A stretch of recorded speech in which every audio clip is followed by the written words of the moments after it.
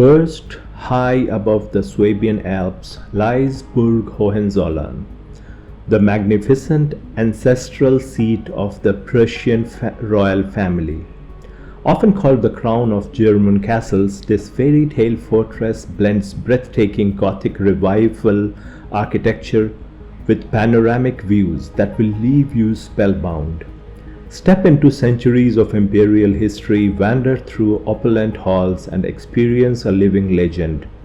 Your unforgettable journey to one of Europe's most majestic castles awaits. Hello, my friends. Today we came to a beautiful place. It's more of a castle, and this castle is called Hohenzollern. And it is in Bissingen, but it is quite close to Stuttgart. So if you're coming to Stuttgart, then for sure you can visit this place. And we just came now. It's almost 9:30 and we booked our ticket. You can also book it online. So the ticket costs almost around 26 euros for adults and 6 euros for children. So you can book it online. I will maybe put the link to the website from where you can book. So it is the Hohenzollern castle website from where you can book directly. Now, before we start, there are a couple of things I would like to talk. I think I had two posts. Basically, it were more like votes. First was related to there is a photographer called Thomas Heaton. You can maybe search if you would like. So he made lots of comments on India. So maybe I'll later. And the second part was that what kind of format the videos you would like to see. So you would like to see where I talk less and I do more of voiceovers, and I show you more of the place where I visit. And I think the votes, so for the Thomas Heaton part, most vote came for that I should speak what he said about the country. For the other vote, you said I think all the votes were in the favor of that I show the place where I go more, the surroundings, and I do more of a voiceover. So before we start, let me quickly show you. So basically, your ticket involves parking. So if you book your Burg Hohenzollern ticket, then this is a parking where you park. And I think somewhere this is the restaurant or something, and from that side you basically go to the top, and the Hohenzollern is somewhere there behind the trees at the top, and you have to walk. So just short information. So basically you don't have to, if you want you can for sure walk to the castle, but this is the parking, and from the parking there is a bus which comes here, and with the bus you can go to the Burg. तो चलिए अभी चलते हैं हम. हमारी बस यहाँ आ गई. ये हमारी this is our bus, and with this bus we are going to the Burg Hohenzollern. Leaving the valley behind, the shuttle winds up the steep forested slopes. With every turn, the majestic silhouette of the castle rises into view. Your journey into history begins here.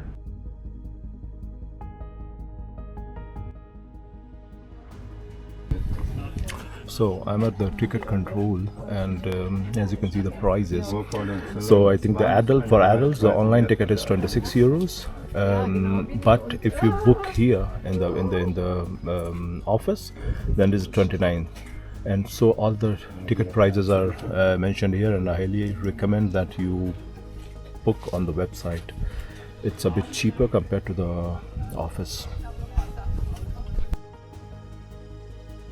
Before us stands Burg Hohenzollern, the magnificent crown of German castles and the ancestral seat of the Prussian Royal Family. Perched at the elevation of over 855 meters, the castle offers panoramic views that have captured the imagination of travelers for centuries. To truly appreciate this marvel, we must look at its history. The very first Hohenzollern castle was built in the 11th century, standing as a fortress during a time of constant medieval conflict. That structure was eventually destroyed and a second larger castle was built in 1454. However, after falling into disrepair, it was rebuilt for a third and final time between 1846 and 1867.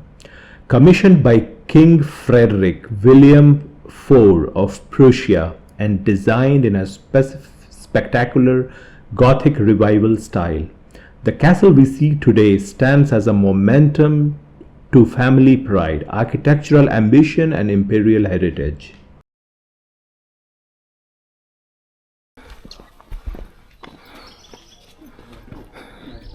So we came to the main castle now. So this is the main castle, and I somehow feel there is also a cathedral here. I somehow feel that there is a marriage happening here, and there is also a restaurant in this side. You can come here really and chill out. This place is very beautiful. Just see the beautiful view which you can get from here. Very beautiful, pretty. And you can see all those beautiful villages and those beautiful fields. And now I can see that the forest is getting back to green. I think I did not travel much. It was only due to the fact that the forest is still reviving itself. It was kind of dry everywhere, so it did not look that much pretty. So I just stopped for some time, and this is the first week of May, and it's blooming back again. So now I think I can realize I can go to the beautiful forest back again. But yeah, so not a fan of museums, but I will go inside the museum, and because I have been here at least 2-3 times, and it's the palace is really very beautiful, very nice. We'll go inside and then we'll see what it really offers. And after this we will do a short hike, and then it is basically a Burg Hohenzollern viewpoint, and from there you can see the castle, and the view is very beautiful. We'll go there too today, maybe towards afternoon or something. To be frank, the forecast showed that it will be cloudy, a bit rainy, but to be frank, when I started from my home, it rained. It was cloudy, but now it is all blue sky, a bit of clouds, sun is shining. But let's see how the weather changes. That we'll see in the late afternoon. Stepping inside the main palatial building, we cross a perron into the family tree hall and then into the spectacular Count's Hall or Greifensaal.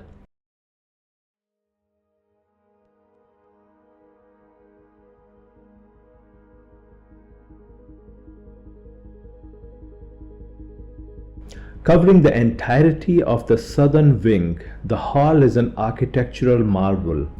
Its high cathedral-like ceiling features intricate rib vaulting supported by 8 freestanding columns of red marble. As the stained glass windows cast a soft colorful light across the pointed arches, you can easily picture the grand banquet and imperial gatherings that once took place here. The walls are adorned with beautiful grisailles depicting the rich history of the family.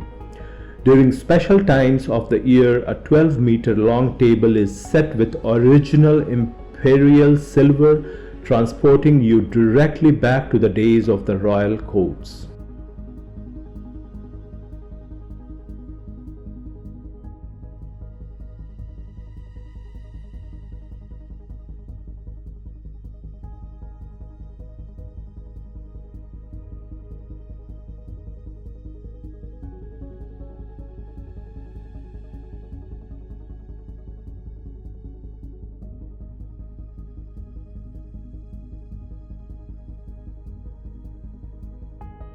From the grandeur of the Count's Hall, we transition to the intimacy of the King's living room, located in the Margrave's Tower. This space is a testament to the personal tastes and private life of the monarch. Surrounded by richly detailed woodwork, family portraits, and fine furnishing, the king could find respite here from the daily affairs of state.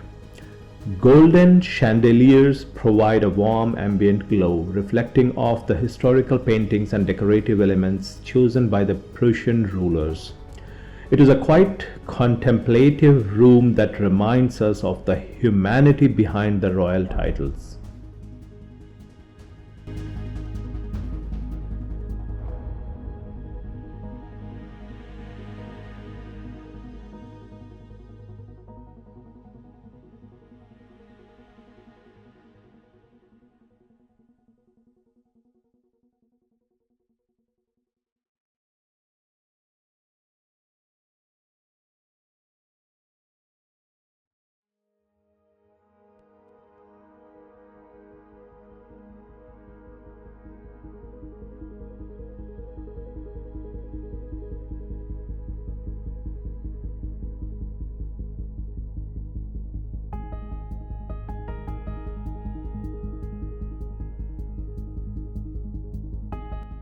Continuing behind the scenes, we move into the male valet's room, often overlooked in the shadow of the great halls.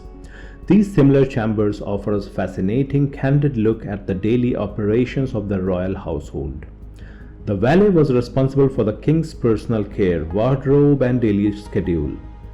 The room is functional yet carefully appointed, showing that the efficiency and luxury of the castle extended to every corner of its staff. It highlights the dedication, trust, and silent precision required to keep the imperial household running without a single flaw.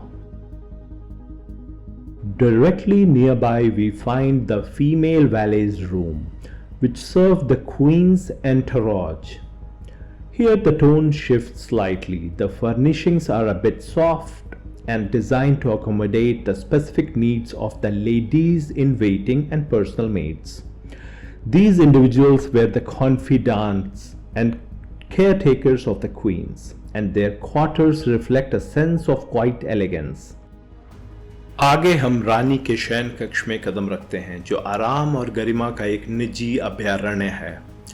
शानदार और समृद्ध रंगों से सजे इस bedroom में बेहतरीन साज सज्जा और जटिल सजावट शामिल है। नाजुक कपड़ों से लेकर बेड स्टाइल टेबल तक हर एक चीज को शांति और सुकून देने के लिए चुना गया था। यहाँ यह कल्पना करना आसान है कि रानियां इन खिड़कियों से बाहर फैले स्वेबियन परिदृश्य को निहारती होंगी और दुनिया की नजरों से दूर शांति के कुछ पल बिताती होंगी। शयन कक्ष से जुड़ा हुआ रानी का बैठक कक्ष है, जो अक्सर ब्लू सैलून भी कहा जाता है। इस खूबसूरत और शालीन कमरे की खासियत इसके शानदार नीले लाउंज, बेहतरीन कला और बारीक सजावट है। यह बैठक कक्ष एक निजी ड्राइंग रूम के रूप में इस्तेमाल किया जाता था, जहां रानी अपने करीबी दोस्तों से मिल सकती थी, किताबें पढ़ सकती थी या दोपहर की चाय का आनंद ले सकती थी। खिड़कियों से छनकर आने वाली रोशनी कमरे की सुंदरता को और बढ़ा देती है, जो गर्माहट, शालीनता और बेहतरीन बातचीत के माहौल को दर्शाती है।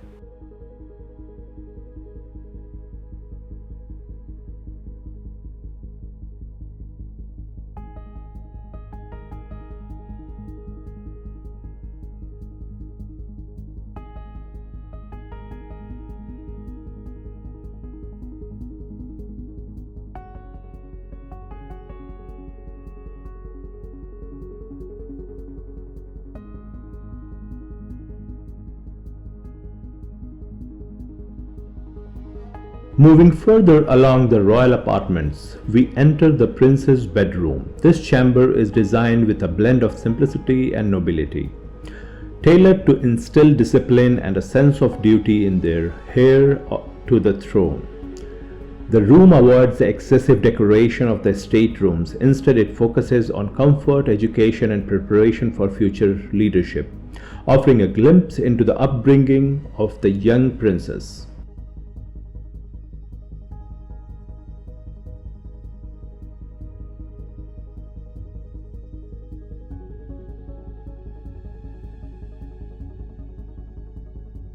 Finally, our journey takes a dramatic shift as we descend beneath the palatial building into the dark, rugged casemates and dungeons. Opened to the public in 2004, these bomb-proof vaulted cellars offer a stark and thrilling contrast to the opulence above. Walking through the underground tunnels and secret passages, you can feel the deep, resilient history of the mountain fortress. Here, surrounded by medieval armaments, the echoes of the castle's military past comes alive. From the majestic halls of the royal to the hidden depths of the stone foundations, Burg Hohenzollern is a journey through time itself. So we had some quick snacks, some drinks, and now we are going to the hike parking. And from there we have to hike a bit, and basically from there you can get a very beautiful view of the Burg Hohenzollern, and we are going right now there.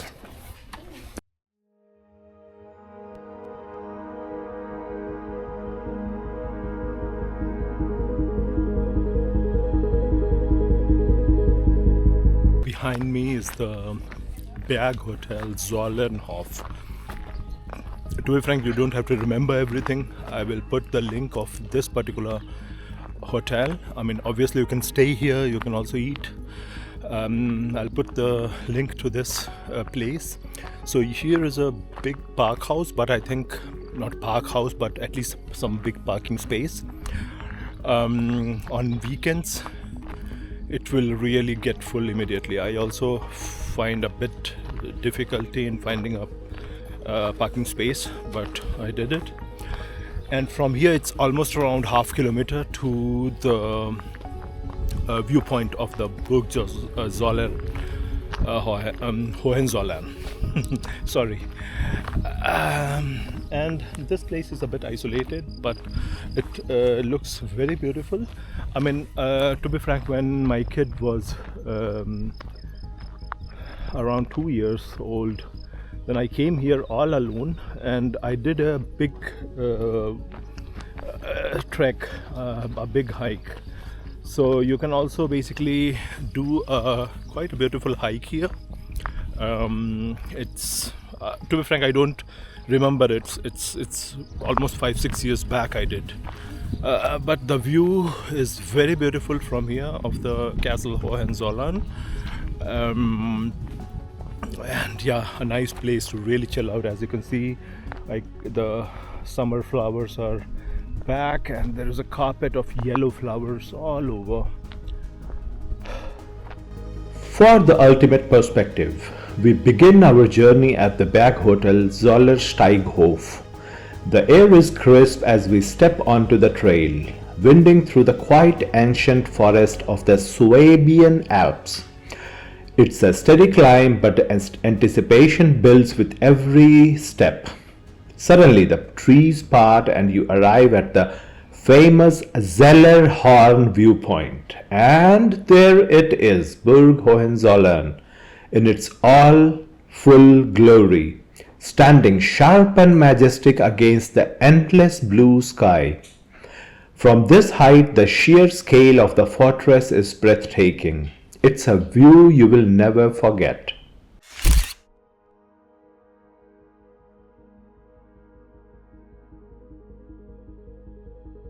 So just a pointer here. Basically you will come from this particular road, and then here is basically the parking. So you come from that direction, you park here, and then you have to go there. So you have to take that particular route, and that will basically take you directly to the viewpoint. And So for example, you don't take this way. You can take this way if you can do a bit of not mountain climbing, but you have to go a bit uphill. If you are coming with kids, prams, don't take this particular route, the jungle way. Take that route that is straight, flat, and that takes you directly to the viewpoint. I believe in the importance of staying true to one's dharma and maintaining a voice of accountability. To close today's video, I'll be sharing a few final thoughts regarding the Thomas Heaton's videos, which were, I would say, more like anti-India. तो basically हम अभी बात करेंगे इस photographer की, Thomas Heaton.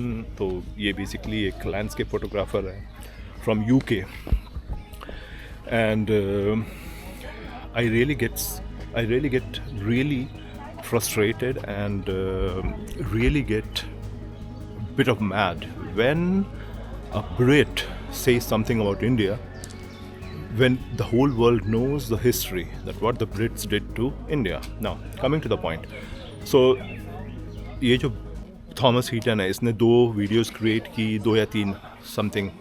तो उसमें वो इंडिया गया और उसने टाइगर सफारीज़ की और यही सब मतलब इसने किया, और उसने ऑलमोस्ट 2-3 वीडियोस बनाए.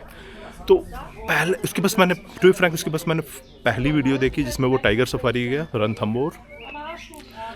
फिर वो एयरपोर्ट से उतर रहा है और फिर वो गरीबी दिखा रहा है कि हाँ ये कायोस मचा हुआ है भारत में. और फिर वो बोलता है कि I had anxiety to come to India. भाई अगर तुझे एंग्जाइटी है तो तू भारत करने क्या जा रहा है?